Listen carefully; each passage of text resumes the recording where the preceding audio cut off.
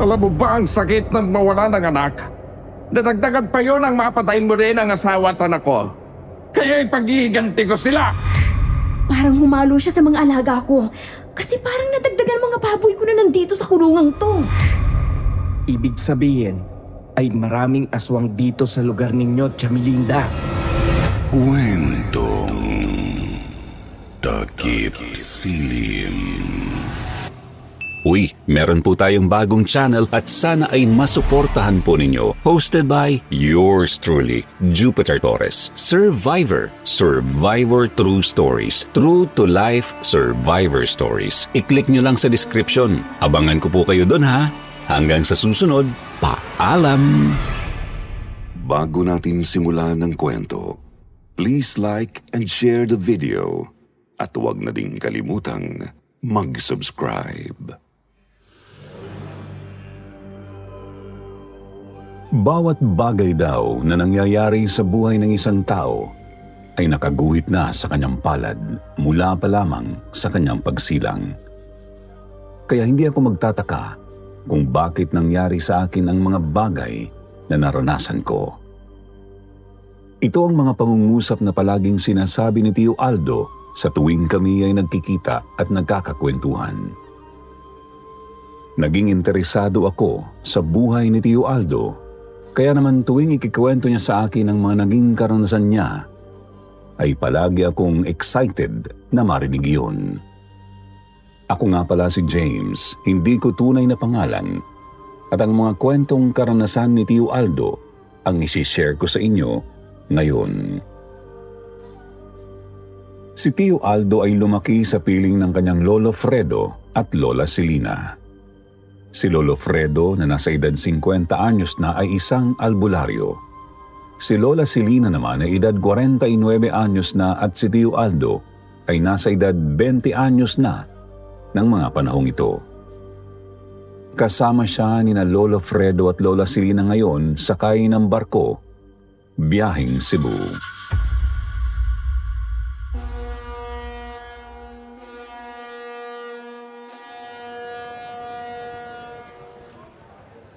Lo, sabi niyo wala naman kayong kamag-anakan sa Cebu. Sino pong pupuntahan natin doon? Ang Lola Silina mo, meron siyang kaibigan na taga ron. Doon na muna tayo pansamantala. At sa palagay ko naman ay magkakaroon tayo ng magandang hanap buhay doon. Pero ayos naman ang buhay natin dito sa Bicol, Lolo ah. Palagi naman tayong umaani ng maganda sa mga tanim nating gulay at mga nyog. Nagtataka po ako kung bakit bigla-bigla ang naging desisyon ninyo na pumunta tayo ng Cebu. Kailangan kasi ng tulong ni Melinda sa kanyang kambingan. Napakarami daw kasi noon at wala siyang katulong magpastol. Kaya gusto niyang tulungan namin siya. Wala po ba siyang mahinga ng tulong na taga ron mismo sa lugar nila para magpastol ng mga kambing? Wala eh. Kaya naawa naman ako, kaya kahit malayo ay pumaig akong magbiyahe tayo. Isa pa ay parang nakakabatang kapatid na kasi ng lola mo, yung si Melinda, kaya wala kang dapat na ipag-alala, Aldo. Mabait siya.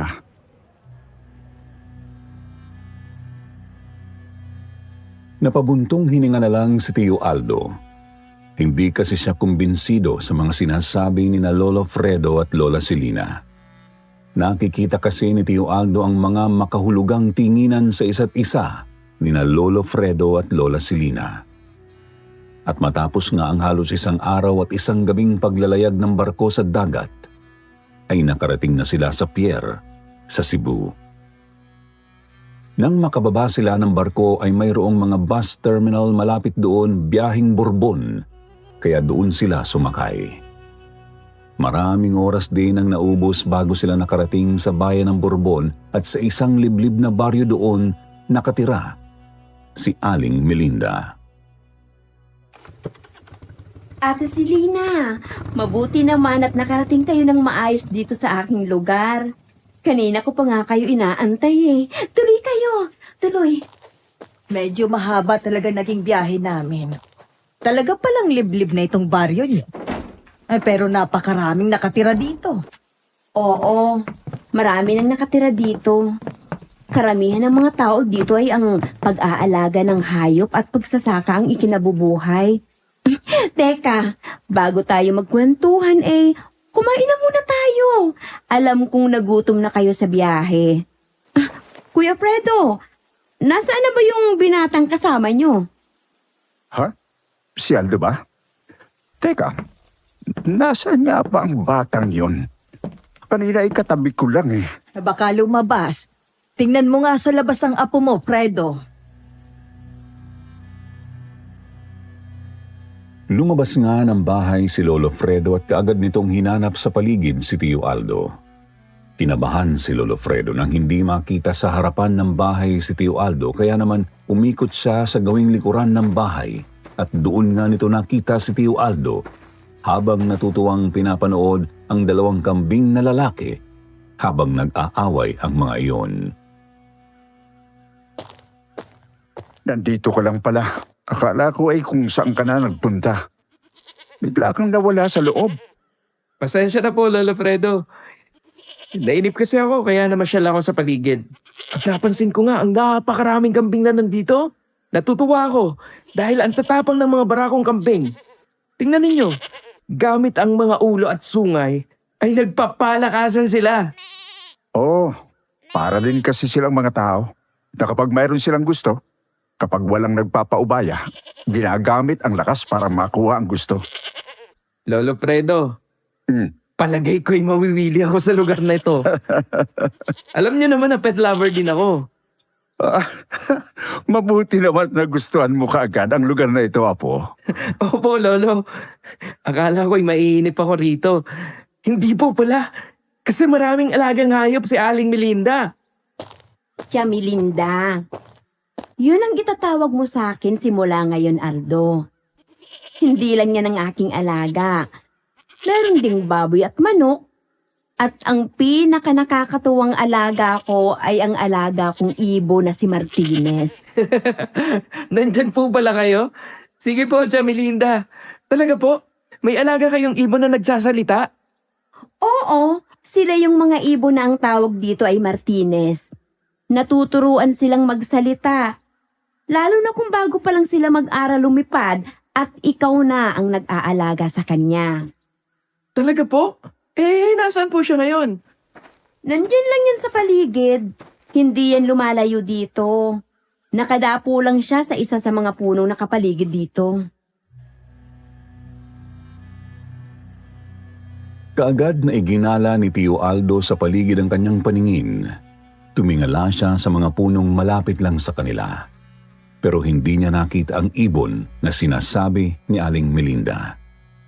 Kaya naman nang makita ni Aling Melinda ang kasabikan ni Tio Aldo na makita ang ibon, ay pumito si Aling Melinda ng 3 ulit.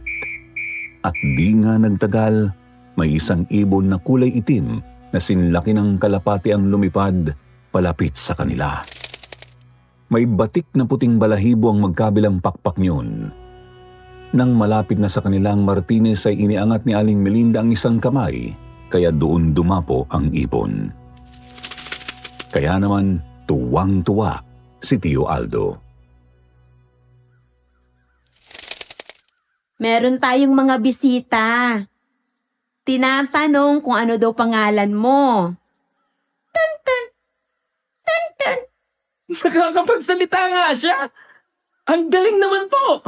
Tonton, ako naman si Aldo. Aldo! Aldo!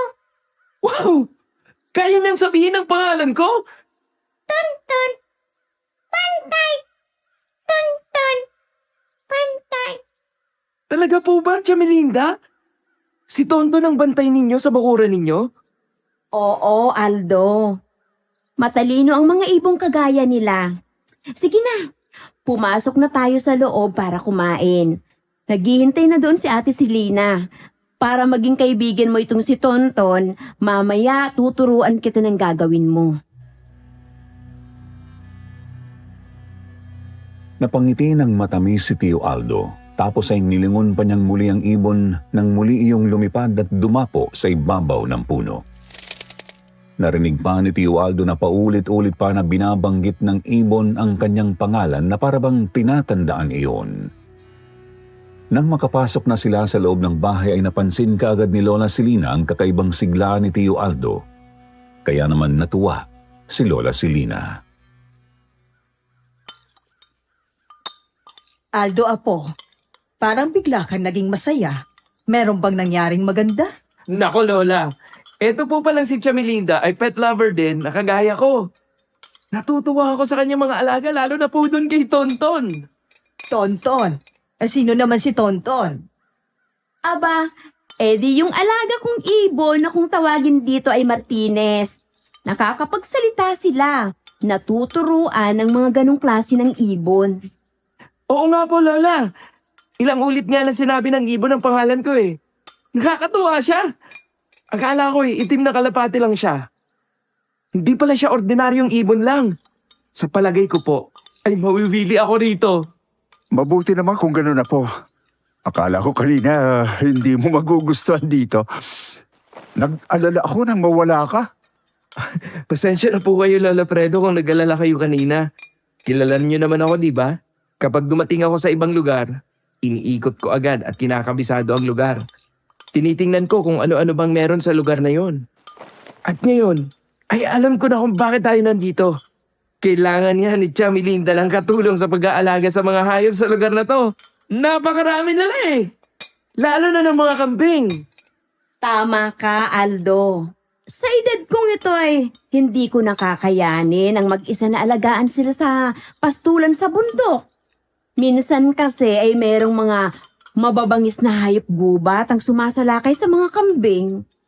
Kaya dapat ay meron kang baril na magagamit para maitaboy mo ang mga asong lobo. Papalayo para tigilan nila ang mga kambing.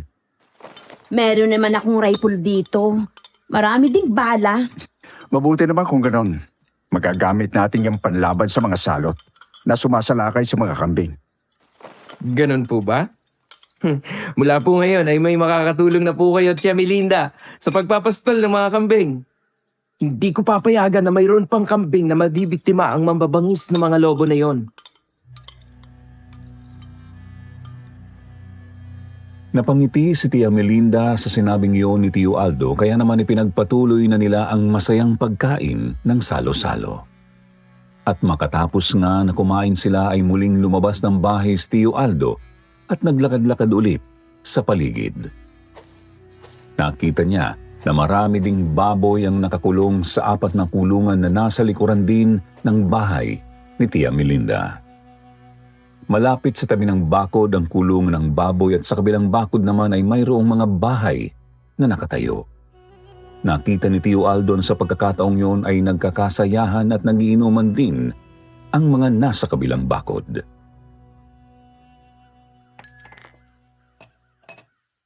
Bakit ka nandyan sa bakuran ni Melinda? Anong ginagawa mo dyan? Ako si Aldo pare. Galing kami ng lolo ko sa Bicol. Kadarating lang namin dito kaninang tanghali. Ano naman ang dahilan ng tapadpad kayo rito sa Cebu? Binisita namin si Tia Melinda. Iniikot ko lang bakuran niya. Tinitingnan ko itong paligid ng lugar niya. Eh di kung gano'n, nakita mo ng perwisyong idinudulot ng babuyan niya sa amin dito. Lalo na kapag humahangin. Amoy na amoy namin yung mabahong amoy ng tae ng baboy niya. Pare, hinay-hinay ka lang sa pagsasabi na napiperwisyo ka. Alam mo sa palagay ko naman hindi lang si Tia Melinda ang nakakaperwisyo. Ikaw din naman ay may mga nagagawang perwisyo sa bakuran niya. Pinapansin mo yung dumi ng iba, pero yung dumi mo, hindi mo napapansin. Anong ibig mo sabihin?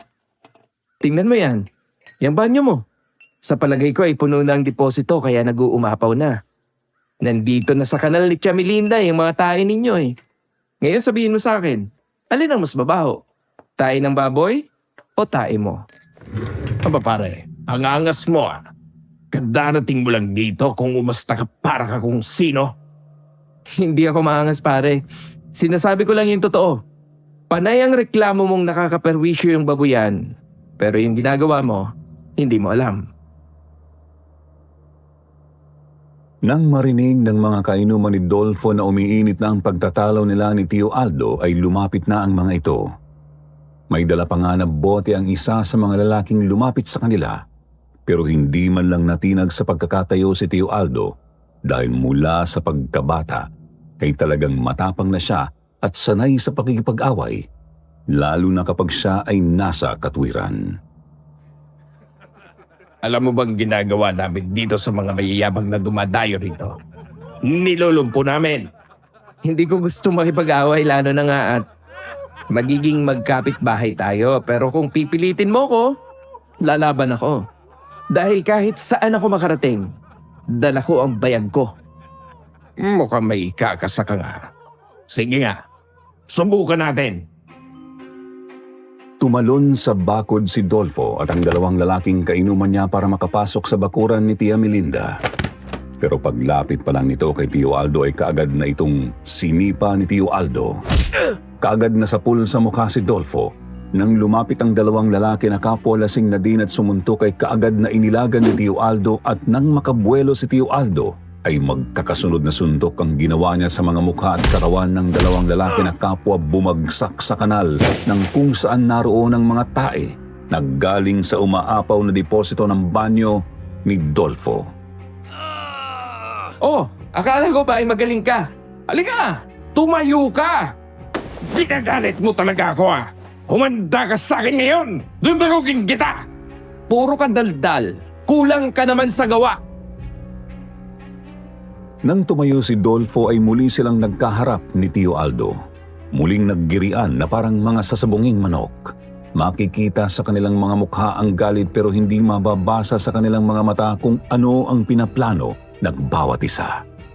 Pagkatapos ng girian ay muli silang nagpalitan ng malalakas na suntok at sipa. Magkakasunod na suntok ang ginawa ni Dolfo. Ang iba ay nasalang ni Tio Aldo pero ang dalawa ay nakalusot kaya tumama sa mukha ni Tio Aldo.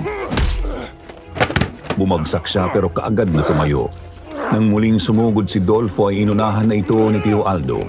Magkakasunod na suntok ang pinatama ni Tio Aldo sa mukha ni Dolfo at ang panghuli ay malakas na sipa. Kaya naman tumumba si Dolfo at bumagsak sa mga kasamahan niya. Nasubsob sa kanal na puro tae ng baboy at tao. Visit ka talaga! Ginagalit mo ko! Mga pare, sabay-sabay tayo! Gilitan natin ang lieg ang tarantadong ito! Nang makatayo ulit si Dolfo at ang dalawa pa niyang kasama ay bumunot ng patalim ang mga ito. Pero bago pa muling malapitan si Tio Aldo ay isang malakas na putok ng baril ang kanilang narinig. Tumama ang bala ng baril sa lupa sa harapan ni Dolfo. Kaya naman nagulat ang mga ito nang makita sina Lolo Fredo at Aling Melinda na naroon na din at armado ng pamalo at baril. Hindi na kayo nahiya?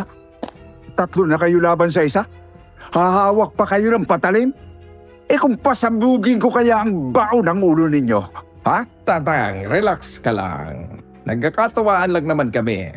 Ang totoo, ay lugi pa nga kami. Kasi naisahan kami ng apo mo. Ikaw talaga, Dolfo. Palagi ka na ng ganyan. Nagsisiga-sigaan ka sa lugar na to. Demanda kita.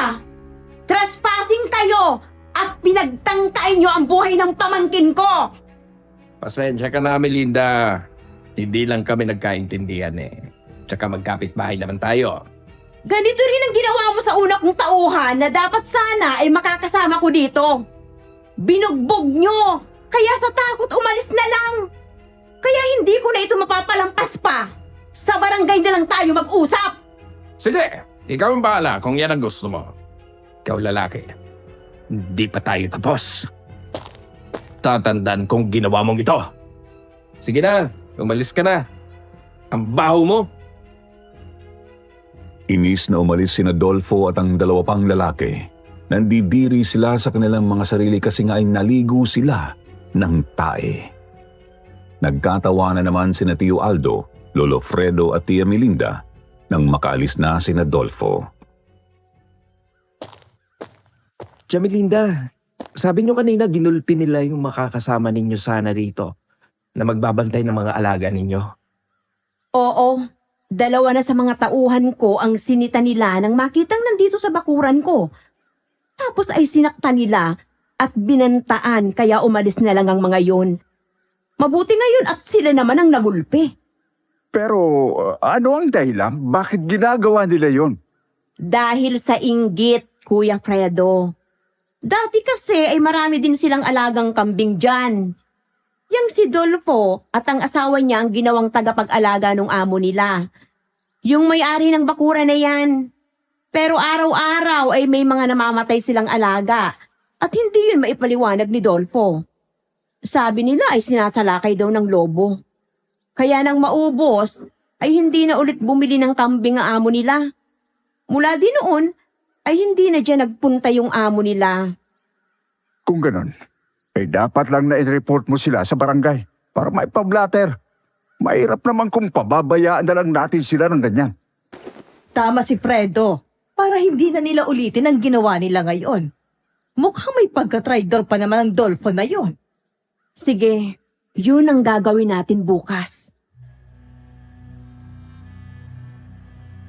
Nang sumunod na araw nga ay nagpunta sina Tio Aldo at Tia Melinda sa barangay hall para magpa-blatter kung saan nalaman nila na napakarami na palang reklamo doon laban kina Dolfo at sa dalawa pa niyang kasama. Kaya pinayuhan sila ng barangay opisyal na idiretso na sa pulisya ang reklamo dahil hindi naman pinapakinggan ni Dolfo kung mga barangay opisyal lang ang kakausap. Kaya nagdesisyon si Lolo Fredo na idiretso na sa pulisya ang reklamo. Dahil doon ay nagresponde ang mga pulis pero parang natunugan ni Dolfo ang plano ni Tio Aldo, kaya kaagad na itong umalis kasama ang dalawa pang barkada nito. Alam na kasi nila na marami ng reklamo laban sa kanila. Kaya kaagad na silang tumakas. Talagang tuso ang loko na yun. Sana ay wag na silang bumalik pa dito para wala nang manggugulo. Kapag bumalik pa sila dito at manggulo dito sa loob ng bakuran ninyo, pwede natin silang tapusin. Lalo na kung self-defense ang gagawin natin. Tama si Aldo. Napakatapang mo naman pala, Aldo. Alam mo, bilib ako sa'yo. Isipin mo, 3 sila ha, pero nakaya mong labanan.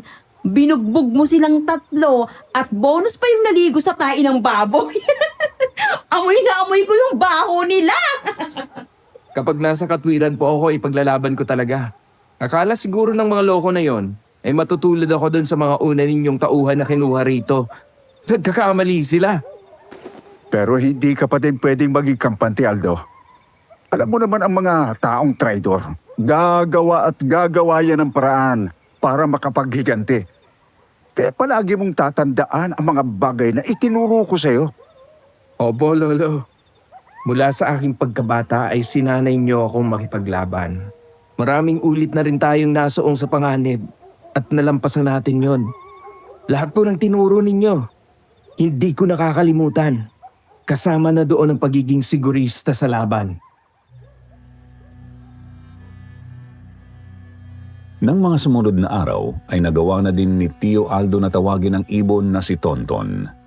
Napagsanayan na niya kung paano ang tunog ng pagpito ni Tia Melinda. Kaya naman tuwang-tuwa si Tio Aldo nang dumapo na sa kamay niya ang ibon.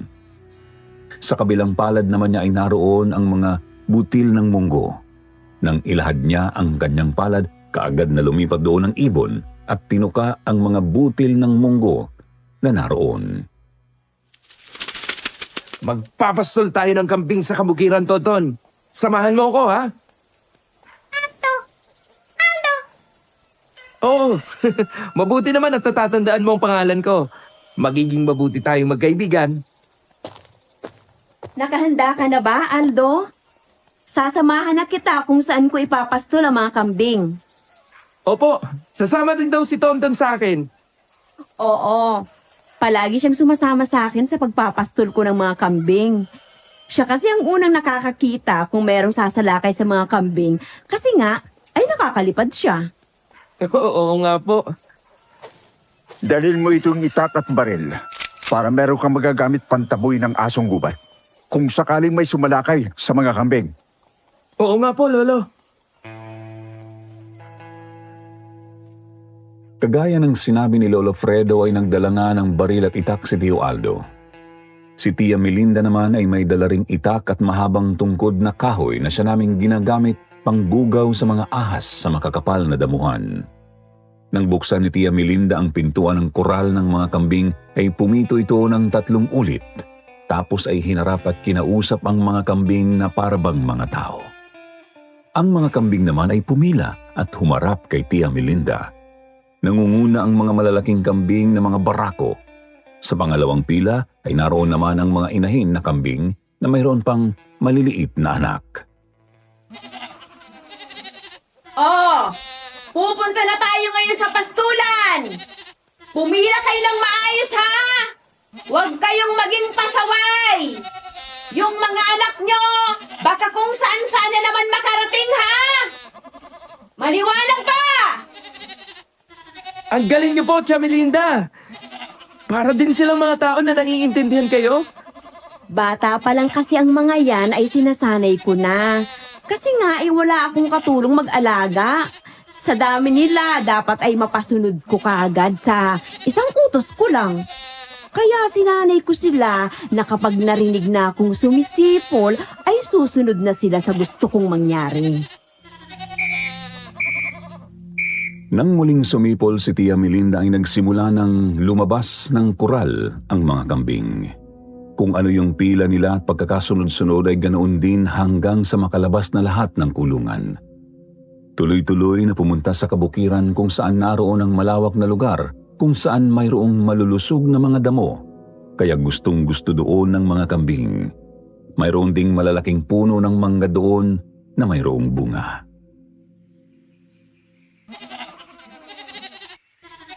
Dito ko lang sila ipinapastol, Aldo. Pwede ka rin doon pumesto sa puno ng bayabas na yon kung gusto mong sumilong. Kasi mamaya mainit na dito eh. Doon sa gawin nyo naman ang kagubatan. Doon madalas lumalabas at sumasalakay ang mga lobo. Kung gano'n ay doon po ako pupwesto sa puno ng langka. Medyo mataas ang lupa doon. Kaya tanaw na tanaw ko ang bawat sulok ng lugar na ito. Pababantayan ko din ang paglabas ng mga lobo kung sakali. Sa bagay ay tama ka dyan. Dati kasi ay doon lang ako sa may puno ng mangga at ipinapaubaya ko kay Tonton ang pag-iikot sa lugar na to. Kaya madalas akong nasasalisihan ng salot na lobo. Kung gano'n ay dapat po pala na mapatay natin ang mga salot na lobo na yon. Kasi kung patuloy silang mabubuhay, baka isa-isang maubos ang mga alaga ninyong kambing. Oo, yun din ang gusto ko. Pero mag-iingat ka, ha? Sige po. Ako na pong bahalang magpastol sa mga kambing. Umuwi na po kayo. Oo, sige. Kasi yung mga baboy at mga manok, kailangan ko pang pakainin. Baka hindi makita ni Kuya Fredo kung nasaan yung mga feeds. Sige po, mag-iingat kayo.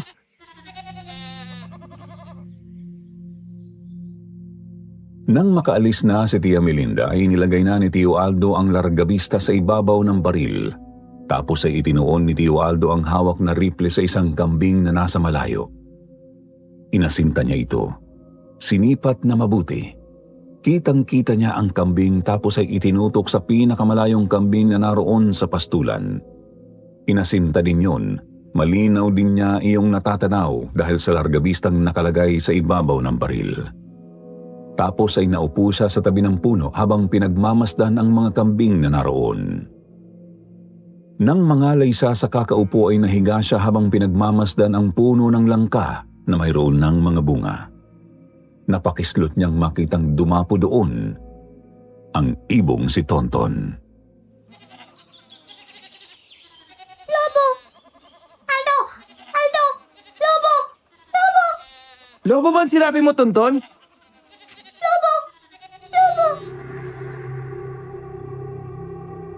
Nang muling lumipad ang ibon at umikot-ikot sa lugar ay kaagad na bumangon si Tio Aldo. Nakita nga niya na nagkakagulo ang mga kambing. Nagtatakbuhan na parabang mayroong kinatatakutan. Kaya agad niyang dinampot ang baril gamit ang largabista ay nakita niya na isang malaking asong puti o lobo nga ang lumabas mula sa kakahuyan at tumakbong papalapit sa mga kambing. Kaya natakot ang mga iyon at nagtakbuhan. Umanda ka sa akin ngayon, halimaw ka!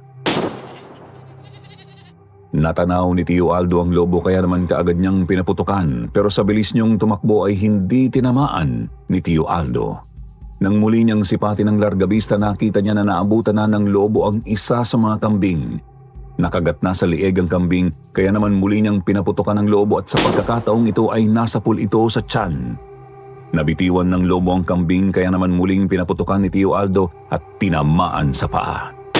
Kaya naman nagmamadaling tumakbo si Tio Aldo para makalapit sa lobo pero nang makarating na siya sa damuhan kung saan kanina nakatayo ang lobo, mga patak na lang ng dugo ang nakita ni Tio Aldo. Oo, Tonton! Nandiyan na ako! Alam ni Tio Aldo na nakikita ng ibon ng lobo kaya sinundan niya ang mga patak ng dugo hanggang sa makarating siya sa makapal na talahiban. Pero nang masukol na ni Tio Aldo ang lobo ay nagulat siya nang makitang isang batang lalaki na edad 6 na taon ang naroon. Duguan at may sugat sa tiyan. Nang makita ng bata si Tio Aldo ay nagulat siya at nakadama ng awa sa bata.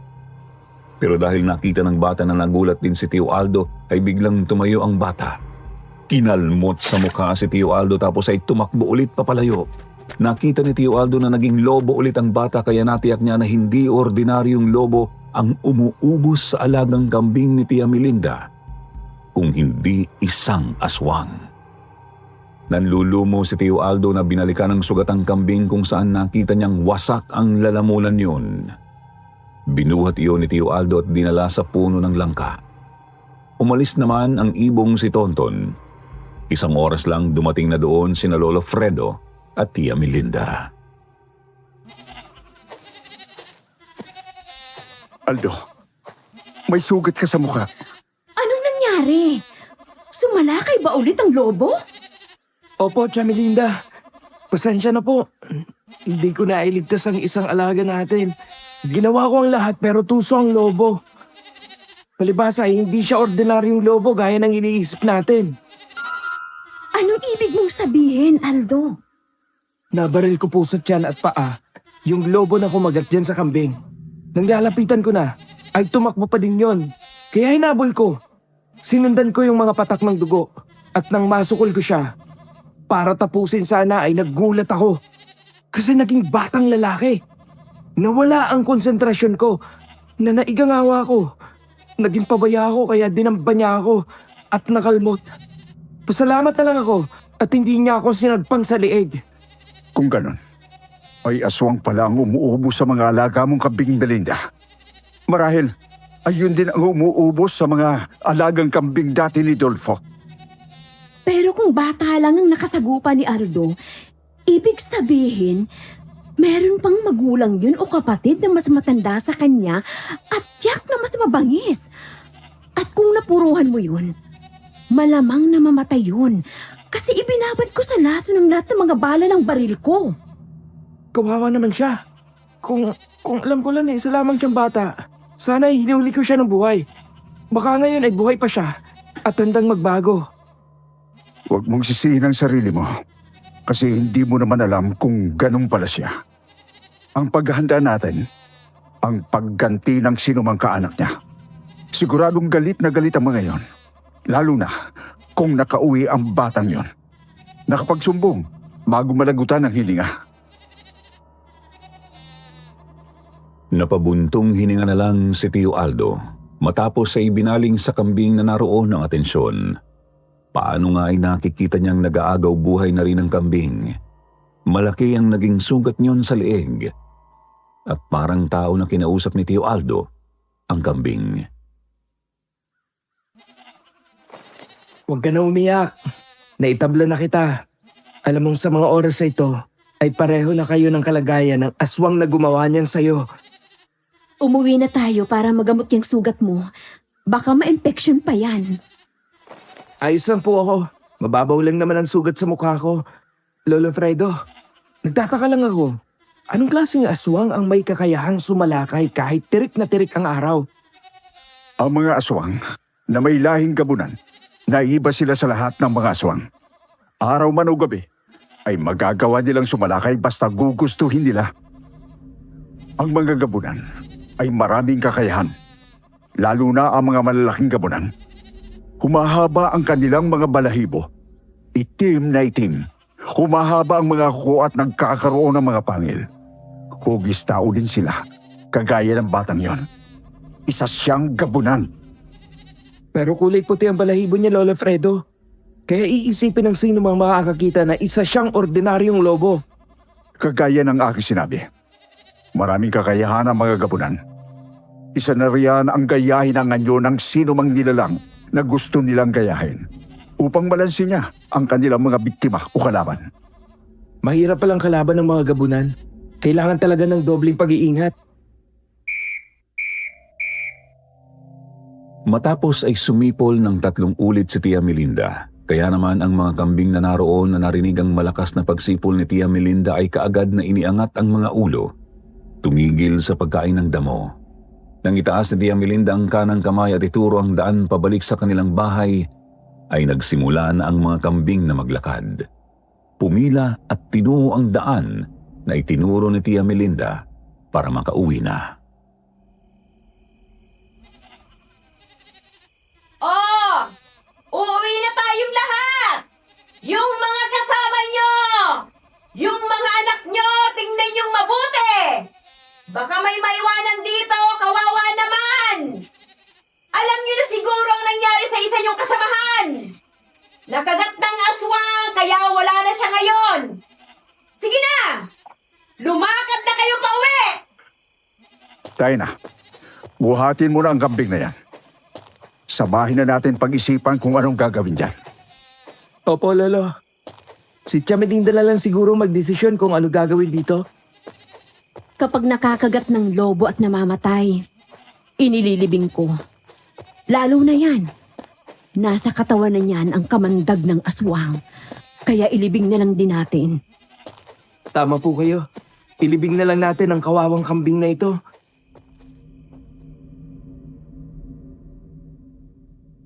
Nang makita ni Tio Aldo na nakapila na ang lahat ng mga kambing at naglalakad na kasunod ni na Tia Melinda at Lolo Fredo ay pinasan niya na rin ang naroon na walang buhay na kambing at sumunod na rin siya sa mga yon. Nang makarating na sila sa bahay ni Tia Melinda ay humukay si na Tio Aldo ng paglilibingan ng kambing. Nang makahukay na ng malalim na halos hanggang bewang, inilagay na doon ni Tio Aldo ang patay na kambing. Nilagyan din iyon ni Lolo Fredo ng asin bago tuluyang tabunan ng lupa. Lolo Fredo, sa palagay niyo ba ay namatay ang batang aswang na yon? Kung matapang ang laso ng bala na tumama sa kanya, tiyak sa mga oras na ito, ay wala na siya, Aldo. Kawawa naman siya. Ang bata pa niya para mamatay. Kagaya ng madalas kong sinasabi sa iyo, kapag nasa gitna ka ng labanan, hindi ka dapat magiging pabaya. Matapang ka at malakas pero ang kabaitan mo ang kahinaan mo. Dapat ilagay mo ang pagiging mabait depende sa sitwasyon. Kasi ang mga aswang, walang awa ang mga yun. Tingnan mo ang nangyari sa iyo. Maswerte ka at naunang nasugatan ang aswang ngayon. Kung hindi, ay baka nilapa ka na. Opo, Lolo. Aral na po ito sa akin. Hindi na ito dapat na mangyari sa susunod. Mula ngayon, ay tiyak na mas magiging painit ang sitwasyon. Pasensya na kayo. Nadadamay pa kayo sa problema ko. Hindi ko naman alam na aswang palang umuubos ang mga alaga ko. Akala ko ay ordinaryong lobo lang. Wala kang dapat ipag-alala. Dahil sanay naman kami sa ganyan. Sa lugar na pinanggalingan namin, ay meron din mga pangyayaring ganito. Madalas din kaming pinupuntahan para hinga ng tulong. Tama si Fredo, Melinda. Kaya nga itong si Aldo, bata pa lang tinuruan na ng kanyang lolo sa pakikipaglaban. Kaya lumaki siyang matatag at matapang. Maangas, pero maawain. Ah, ganun ba? Eh di kung ganun, ay alam nyo na din pala kung paano lalabanan ng mga aswang. Oo, kaya huwag ka na mag-alala. Nang magpasya akong pumunta rito para tulungan ka, ay naisip ko na pwedeng ganito ang mangyari kaya hindi na ako nagtaka at nagulat. Kaya paghahandaan natin ngayon, susunod na mangyayari. Lalo pa nga at may nalaga sa mga gabunan. Ako ang nakadisgrasya sa batang gabunan. Kaya sigurado ako na tsak na ako ang hahanapin nila para gantihan. Tama ka dyan, Apo. Sa palagay ko, ay wala na silang pakialam sa mga alaga ni Melinda. Ikaw ang gugustuhin nilang makuha para maitabla ang nawala sa kanila. Kaya dapat tayong maganda. Nang makapasok si Tio Aldo sa loob ng bahay, inilabas ni Lolo Fredo ang isang bag na kinuha mula sa dala nilang maleta. Buntot page at itak na yari sa pilak ang laman yun. Ibinigay niya kay Tio Aldo ang itak kasama ang baina. Matapos ay inunat-unat ni Lolo Fredo ang buntot page. Melinda, meron ka bang mga tanim na buho dyan sa bakuran mo na pwede nating putulin para magawang sibat? Meron na nga akong naputol na puno ng buho. Nandun sa likod bahay. Gagamitin ko nga sanang pambakod sa gagawing kulungan ng manok. Mabuti naman kung ganon.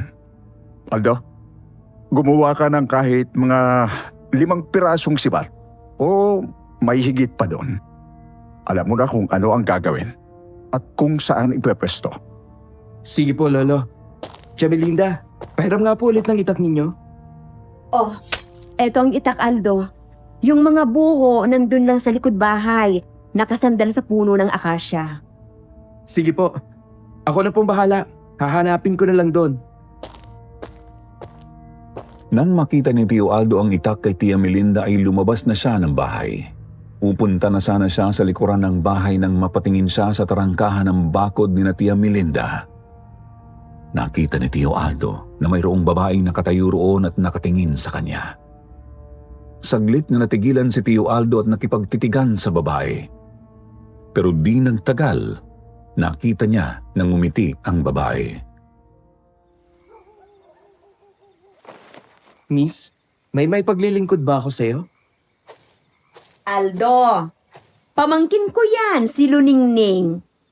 Pakibuksan mo nga ng bakod para makapasok siya. Ganun po ba? Sige po. Nagmamadaling lumapit sa tarangkahan si Tio Aldo. Kumakabog ang dibdib niya habang binubuksan ang pintuan ng bakuran. Nakatingin siya sa magandang babae na kaharap niya.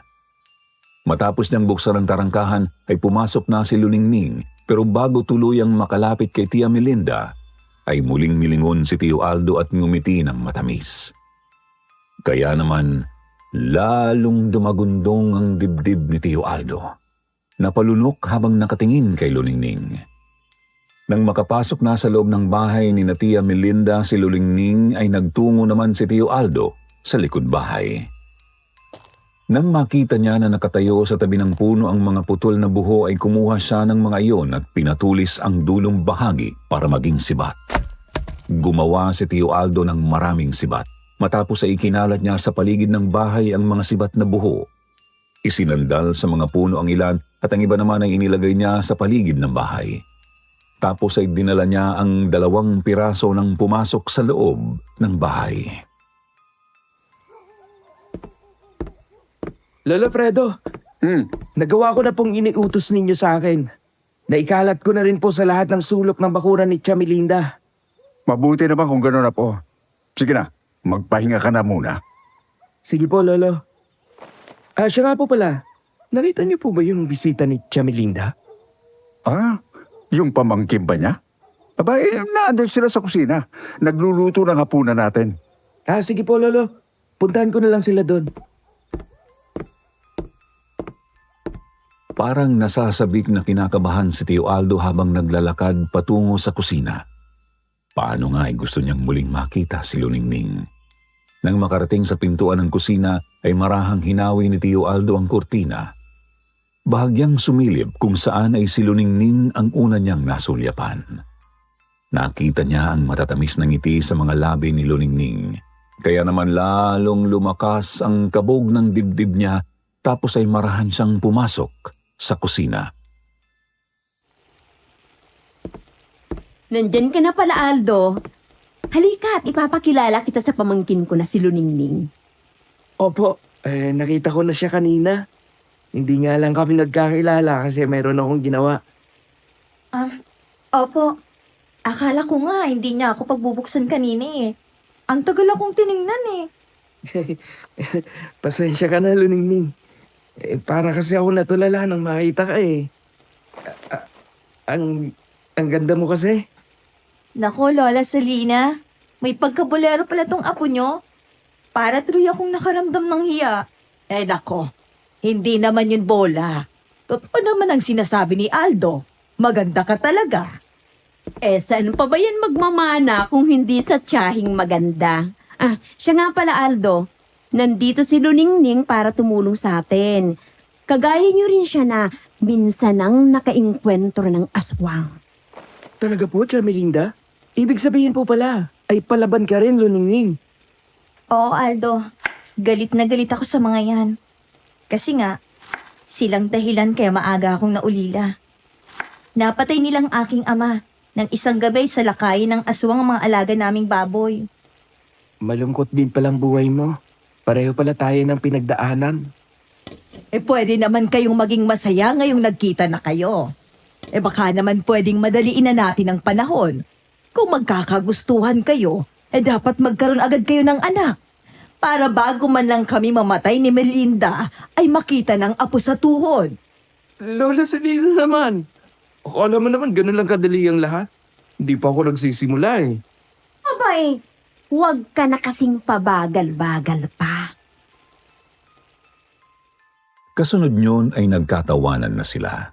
Naging masaya sila sa sandaling yun na parabang kahit sandali ay nakalimutan nila ang kinakaharap na problema. Mabilis na lumipas ang oras, kumalat na ang dilim. Kagaya ng usapan, pumwesto sa bintana ng bahay si Lolo Fredo at sa pintuan naman si Tio Aldo. Katabi nila ang mga sibat na ginawa ni Tio Aldo. Magpahinga na po kayo, Lola Selina at Melinda. Kami na lang po ni Lolo Fredo ang magbabantay. Oo nga po. Kayo din po, Melinda. Magpahinga na po kayo. Kami na lang pong magbabantay. O siya, sige na nga. Magpapahinga na din ako. Etong baril, Luningning. Alam mo naman kung paano gamitin yan, di ba? Kung ganon, ay dalawa pala ang baril mo, Melinda. Yung rifle na hawak ni Aldo at yung 38. Oo. Gamit yan ng nasira kong asawa. Lahat ng bala niyan ay naibabad ko na din sa matapang na lason. Kaya kahit sinong tamaan, ay tiyak na mamamatay. Mabuti naman kung ganon. May dagdag tayong gamit panlaban sa aswang. Matapos nga ay pumasok na sa loob ng kwarto si Tia Melinda. Lumapit naman si Tio Aldo kay Luningning at nagkwentuhan sila habang nagbabantay. Kaagad na nagkapalagayan sila ng loob. Panay ang impit na tawanan nila habang nag-uusap. Kaya hindi namamalayan na lumipas na ang mahabang oras. Mag-uumaga na nang makatulog sila. Paano nga'y wala naman silang naramdaman na kahit anong ingay mula sa labas ng bahay? Pero nang sumikat na ang araw at tingnan ni Tia Melinda ang mga kambing ay nakita niya na isa na naman sa mga alaga niyang kambing ang nakabulagta. Wasak ang tiyan at ubos na ang laman loob. Kaya naman kaagad na ginising ni Tia Melinda sina Tio Aldo at ang iba pa. Sumalakay ang aswang kagabi, pero hindi niyo naramdaman. Wala akong narinig kagabi kahit konting kaluskos.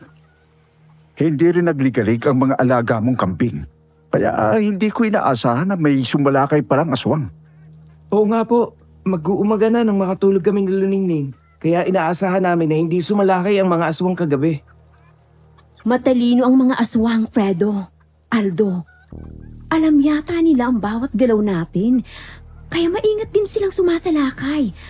Kapag palaging ganito, mauubos din ang mga alaga ko. Tama ka, Melinda. Tuso ang mga aswang na yan.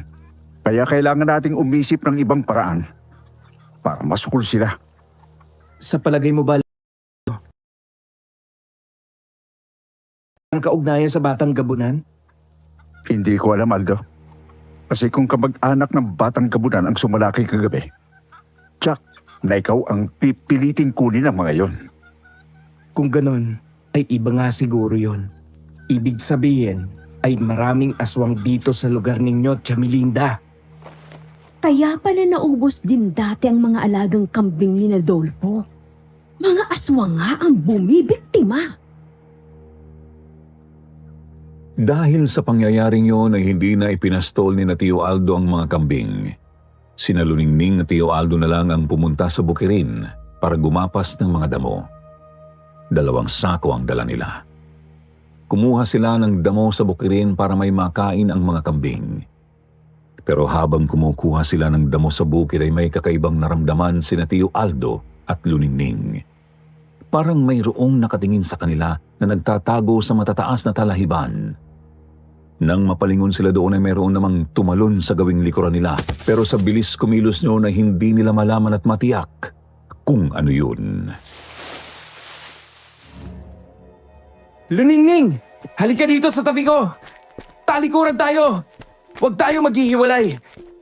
Tama ka, Aldo. Para makikita natin ang sino mang susugod sa atin. Hoy! Kayo na nagtatago dyan sa mga damuhan! Lumabas kayo! Hindi kami natatakot sa inyo! Lumabas kayo! At harapin niyo kami! Hindi kayo sasanduin ng karin ko!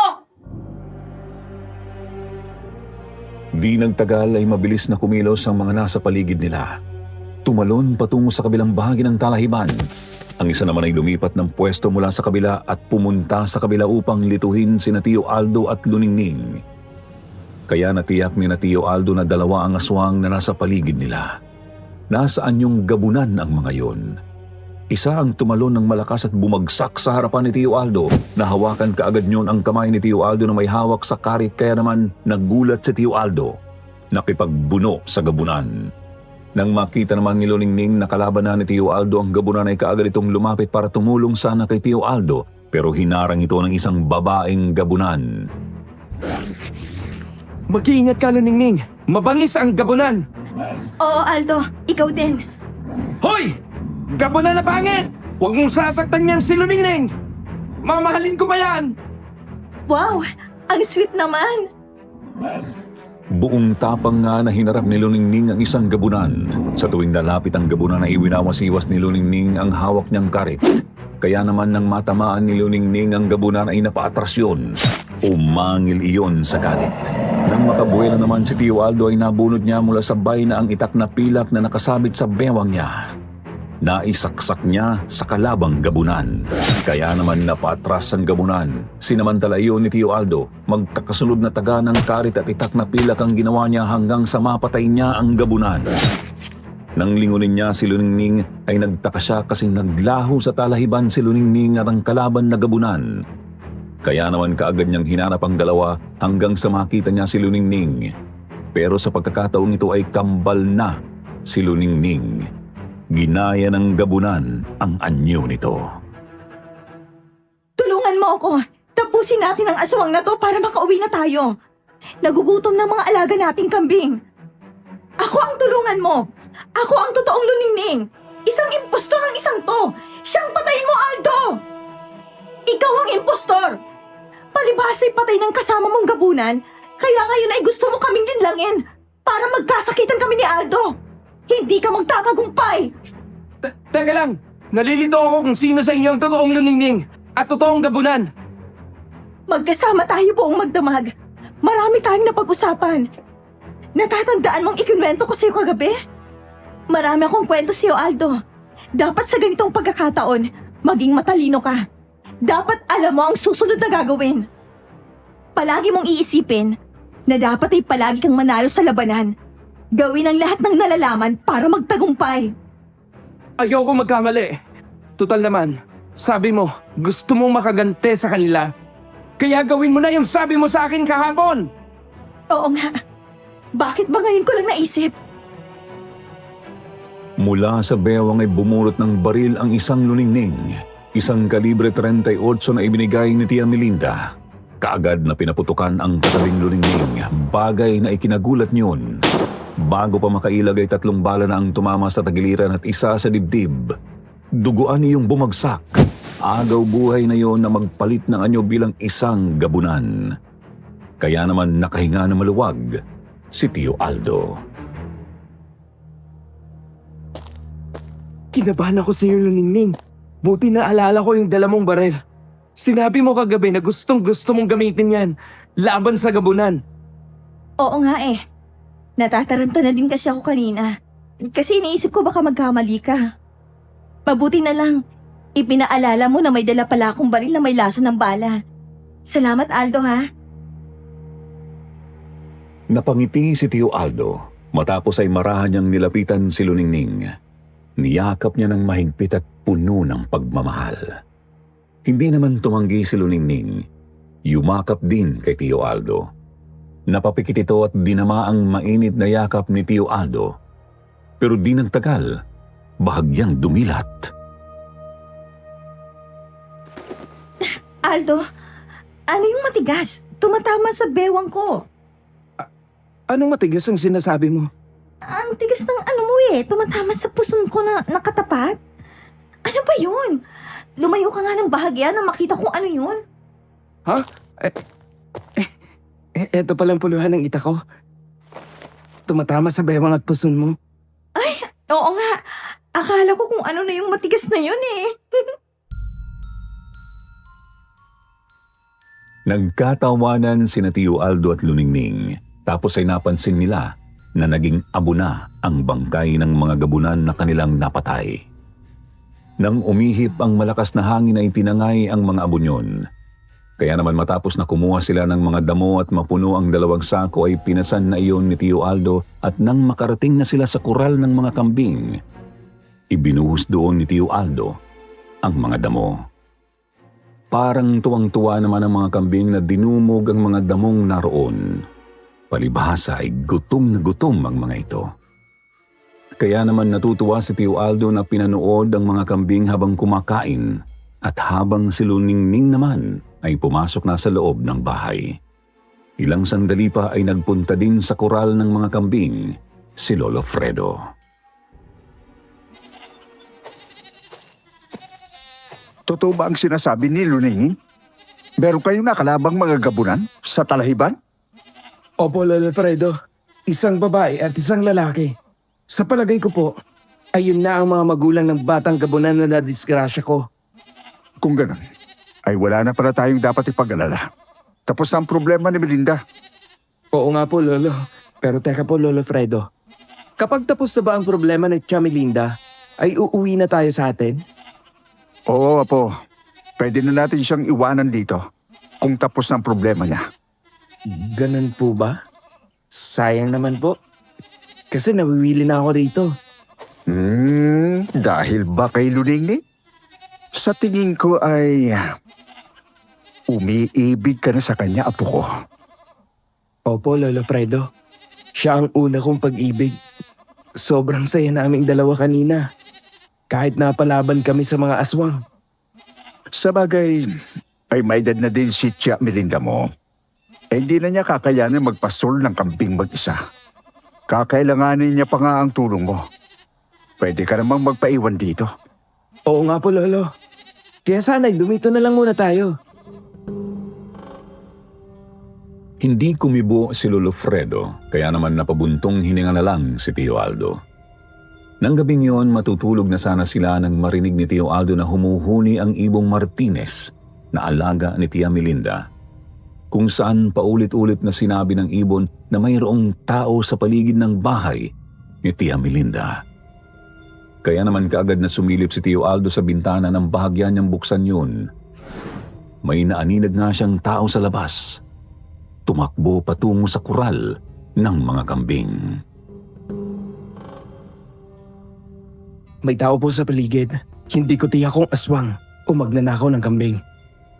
Lalabas tayo ng bahay. Kumanda kayo. Ay nako, hindi na natapos ang problema. Kung wala nang aswang, magnanakaw naman. Ay, nakakabwisit ang mga taga rito. Hindi mag-alaga ng sa kanila para kung gustong kumain ng kambing ay makakakain sila. Kaya nga po eh, nakakainis sila. Kinuha ni Tio Aldo ang malalakas na flashlights at marahang lumabas ng bahay kasama si Lolo Fredo at Luningning na may dalading mga flashlights. Armado silang lahat. Lumabas din ng bahay si Tia Melinda. Dahan-dahan silang nagtungo sa koral ng mga kambing. Nakita ni na Tio Aldo na may anino namang tumakbo patungo sa kural ng mga baboy. Tapos ay meron din silang nakita na tumakbo sa kulungan ng mga manok at pato. Kaya naman naghiwalay sila ng direksyong pupuntahan. Sina Lolo Fredo at Luningning ay umikot sa kabilang bahagi ng bahay at sina Tio Aldo naman ay sa kabilang bahagi. Dahan-dahan na tinungo ni na Tio Aldo ang kulungan ng mga baboy. Kaagad na tinanglawan ng ilaw ang mga baboy na naroon. May nakita ka ba? Wala po eh. Pero nakita ko dito tumakbo yung tao. Huwag kang magtiwala sa paligid. Nandito lang yun. Nagtatago lang. Sa palagay ko po ay hindi magnakaw ang mga yon. Ganito ang aura ng paligid kapag merong aswang. Kung ganon, ay meron pa palang natitira. Meron pa talagang salot sa baryong ito. Meron pa pong aswang at nasa paligid lang siya. Nararamdaman ko. Katatapos lang sabihin ni Tio Aldo ang pangungusap na yon ay lumabas nga mula sa likuran niya ang isang gabunan na parang isang malaking asong itim pero singlaki ng tao. Kaagad na kinalmot nito si Tio Aldo sa likod. Mabuti na lang at makapal ang suot niya na jacket na maong kaya hindi masyadong bumaon ang mga kuko ng gabunan. Nang bumagsak padapa si Tio Aldo ay pinaputokan naman ni Tia Melinda ang gabunan pero nakatalon yun at nailagan ang bala ni Tia Melinda. Alam ni Tio Aldo kung saan babagsak ang gabunan, kaya nang makita yun ay kaagad niyang tinaga at tinamaan sa balikat. Pero dahil makunat ang balat ng gabunan sa bahaging yun ay hindi masyadong bumaon ang talim ng itak ni Tio Aldo. Binalya siya ng gabunan kaya tumumba siya at nabitiwa ng itak. Napaatras ang gabunan kaya muling pinaputukan ni Tia Melinda. Nasapol ito sa dibdib kaya muling naglaho sa dilim. Kaya naman dinampot ni Tio Aldo ang nabitiwang itak at ang flashlight ay muling itinuon sa paligid para hanapin ang gabunan. Saan po siya nagpunta, Tia Melinda? Tumakbo sila sa bandang yun. Doon sa mga baboy. Tuso talagang mga walang ya. Muntik na ako doon Mabuti na lang at nandyan kayo. Huwag kang maingay. Parang humalo siya sa mga alaga ko. Kasi parang nadagdagan mga baboy ko na nandito sa kulungang to. Kung tinamaan niyo ang gabunan, madaling malalaman kung nasaan siya. Kahit giyahin pa niya ang anyo ng mga baboy. Anong plano mo, Aldo? Tubig lang po ang katapat niyan. Kapag nabasa ng tubig ang sugat ng sinuman, ay hindi makakatiis sa kirot na mararamdaman. Kaya sabuyan natin ng tubig ang mga baboy na yan. 2 timba na tubig ang isinaboy ni Tio Aldo sa kulumpon ng mga baboy na naroon. Nagulat ang mga baboy noong una, pero parang nagustuhan na ang 2 timba ng tubig na isinaboy ni Tio Aldo. Isa lang sa mga baboy na naroon ang parang nataranta at tumakbo sa kabilang bahagi ng kulungan habang pinipilig ang ulo at katawan para maalis ang tubig. Di rin nagtagal ay bigla itong nanghina at nanginig ang katawan. Umepekto na kasi ang lason ng bala na tumama sa dibdib nito. Nang tanglawan ito ng flashlight ni Tio Aldo ay unti-unting nagbalik sa anyong gabunan ang baboy. Sabi ko na nga ba't lalabas ka rin Wala ka na palang pag-asang mabuhay. Kasi ang balang tumama sa'yo ay may malakas na lason. Kumakalat ng lason sa kanyang katawan. Mas mabilis dahil sa dibdib niya tumama ang bala ko. Galit na galit ang gabunan. Nagpilit pa itong bumangon at sinalakay si Tio Aldo pero nakahanda na si Tio Aldo. Kaya nang makalapit sa kanya ang gabunan ay buong lakas niyang itinaga ang hawak niyang itak na pilak. Bumaon sa liig ng gabunan. Halos maputol iyon sa lakas ng pagtaga ni Tio Aldo para masiguro na hindi na makakasugod pa ang halimaw. Walang buhay na bumagsak yun. Saglit lang ay natunaw ang katawan yun at naging abo. Yun kasi ang sumpa kapag ang isang gabunan ay natamaan ng bagay na yari sa pilak. Tapos ay nakarinig sila ng 2 malalakas na putok ng baril. Tia Melinda, puntahan natin si Lolo Fredo at Luningning. Tara na. Si Luningning ang nagpapaputok na yun. Baka kung ano nang nangyari sa kanila. Nandun po si Lolo. Hindi niya pababayaan si Luningning. Kaagad nga na pinuntahan nila Tio Aldo sina Lolo Fredo sa kural ng kambing. Pero bago sila makarating doon ay narinig ni Tio Aldo na sumigaw si Lola Silina, kaya naman si Tia Melinda na lang ang tumuloy sa kural ng mga kambing at si Tio Aldo naman ay pumasok sa loob ng bahay kung saan nagulat si Tio Aldo nang makitang nagdurugo ang ulo ni Lola Silina habang nakasandal sa dingding ng bahay. Pilit ipinagtatanggol ang sarili sa kaharap na kalaban at ang kalabang iyon ay walang iba kung hindi si Dolfo. Hawak ni Lola Silina ang buntot pagi kaya hindi basta makalapit si Dolfo. Walang niya ka talaga, Dolfo! Pati matanda ay pinapatulan mo. Ako ang harapin mo at hindi ang mahinang matanda. Parehas lang naman tayo. Lumalaban ka rin sa mahinang bata. Pinatay mo ang anak ko! Kung ganon, ay anak mo ang batang gabunan na nadisgrasya ko? Tama ka. Umuwi siyang sugatan at bago siya malagutan ng gininga, ay sinabi niya ng pastol ng mga kambing ang pumaril sa kanya. Hindi ko sinasadya yun. Hindi ko alam na isa pala yung bata. Dahil isang lobo ang umatake sa mga kambing. Huli na nang malaman ko na bata pala yun. Kung hindi naman niya sinalakay ang mga kambing, hindi naman mangyayari ang bagay na yon. Alam mo ba ang sakit ng mawala ng anak? Dadagdagan pa yon ang mapatayin mo rin ang asawa at anak ko. Kaya ipag-iiganti ko sila. Kung gayon, ay lahi kayo ng gabunan. Mga salot kayo na pumapatay sa mga hayop na alaga ng mga taga rito. Ibig sabihin, ay kayo rin ang umubos ng mga alaga ninyong hayop na pinaalagaan sa inyo ng mga amo ninyo. Tama ka. Mga hayop lang ang kinakain namin. Nagmaubos ang alaga namin. Ang mga alaga ni Melinda ang unti-unti namin kinakain. Kaya nga binubugbog ko ang mga kinukuha niyang tagapag-alaga para malaya kaming makakuha ng mga kambing niya kapag nagugutom kami. Pero dahil napadpad kayo rito sa Cebu, dito pa mismo sa aming lugar, sinira ninyo ang mga plano ko. Pinatay mo ang pamilya ko. Hindi mangyayari yon kung hindi niyo rin ako pinakialaman. Kaya talaga pala masikip na sa ating dalawang lugar na ito. Isa sa atin ang dapat na mawala. Tama ka. Kaya uunahin ko na ang lola mo. Wag! Wag! Nang magpalit ng anyo bilang isang gabunan si Dolfo ay kaagad na dinamba si Lola Silina. Kinagat sa lieg. Napasigaw ito nang maramdaman ang pagbaon ng matatalim na pangil ni Dolfo. Kaya naman galit na sinugod ni Tio Aldo si Dolfo. Magkakasunod na taga ng itak ang ginawa ni Tio Aldo. Nailaga naman yun ni Dolfo. Tapos ay hinablig ni Dolfo si Tio Aldo. Bulagta si Tio Aldo. Pero dahil matindi ang nararamdaman niyang galit ay kaagad siyang tumayo. Nang lumapit sa kanya si Dolfo ay muli niyang tinaga. Umilag si Dolfo at biglang nawala. Kaya naman nanatiling nakatayo si Tio Aldo at nakikiramdam. Papahirapan kita. Unti-unti kitang papatayin. Kagaya din ang ginagawa ng kumpare ko sa Lolo Fredo mo sa kural ng mga kambing. Lumaban ka ng parehas. Traidor! Lumabas ka! Ganyan nga. Mapikon ka. Natutuwa ako kapag nakikita kang nagagalit. Nang lumabas si Dolfo mula sa likuran ni Tio Aldo ay kinagat nito sa balikat si Tio Aldo.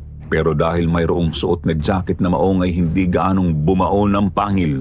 Tinaga ito ni Tio Aldo pero nakailag ulit si Dolfo at muling naglaho sa paligid. Kaya hindi na naman makita ni Tio Aldo kung nasaan si Dolfo. Kaya habang hinahanap niya si Dolfo ay dahan-dahan siyang umatras. Sumandal siya sa dingding ng bahay. Ipinikit niya ang kanyang mga mata habang nakikiramdam. Natatakot ka na ba? Sugo ka na ba? Pwes, tatapusin na kita para magsama na kayo ng lola mo! Gawin mo na ang gusto mo! Nakahanda akong mamatay! Pwes, ibibigay ko yon sa'yo! Naramdaman ni Tio Aldo ang paparating na puwersa kaya naman buong lakas niyang isinaksak sa gawing harapan niya ang hawak niyang itak. Naramdaman ni Tio Aldo na mayroon siyang tinamaan at tama nga siya. Nasapol niya sa dibdib si Dolfo. Tumagos doon ang itak na yari sa pilak. Nanlalaki ang mga mata ni Dolfo na napaatras. Tiningnan pa nito ang itak na nakabaon sa dibdib. Paano mong nalaman na parating na ako? Nakalimutan mo na nakasandal ako sa dingding. Natural, alam ko na kung susugod ka at dito ka lang manggagaling sa harapan. Isa kang malaking hangal!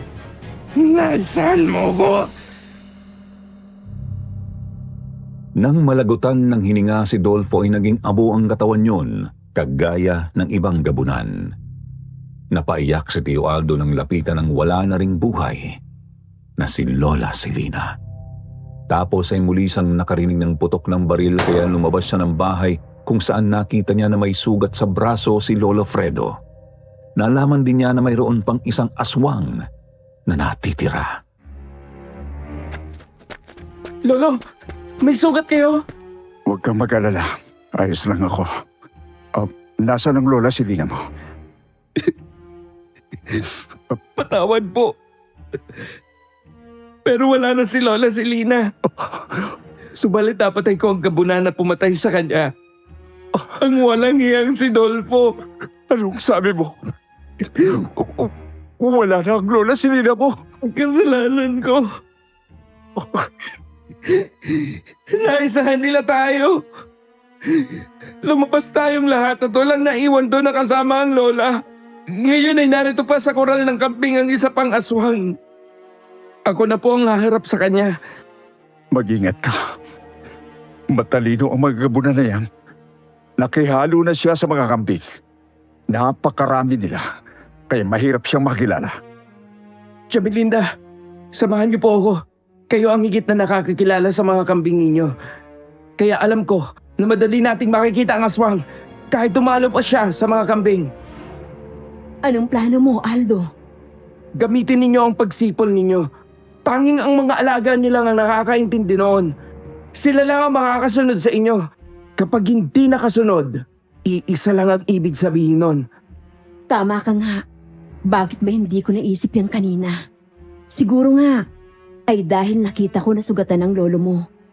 Tuwing sasalakay kasi ang gabunan na ginaya ang anyo ng kambing, ay humahalo siya sa karamihan at nag-iiba siya ng anyo.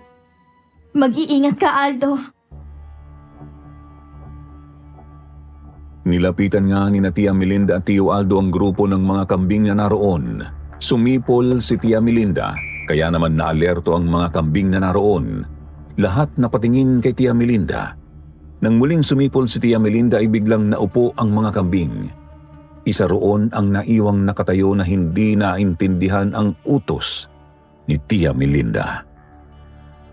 Sa ikatlong sipol ni Tia Melinda ay nagtakbuhan ang mga kambing sa isang sulok at kagaya ng dati ay naiwang nag-iisa ang kulay brown na kambing na may tagping itim na balahibo sa ulo. Bistado ka na! Ikaw ang gabunan!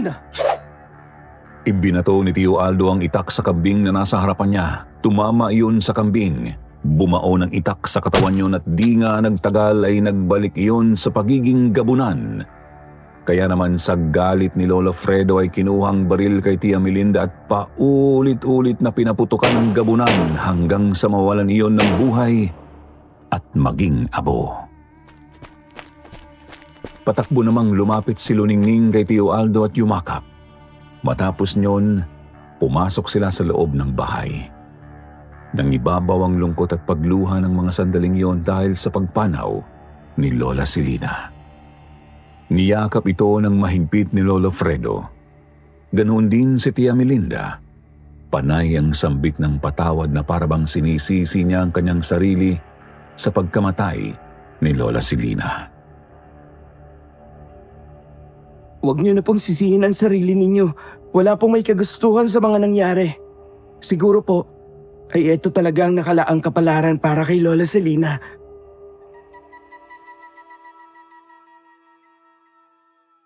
Nang sumikat ang araw, naghukay sina Lolo Fredo at Tio Aldo ng paglilibingan ni Lola Silina sa burol.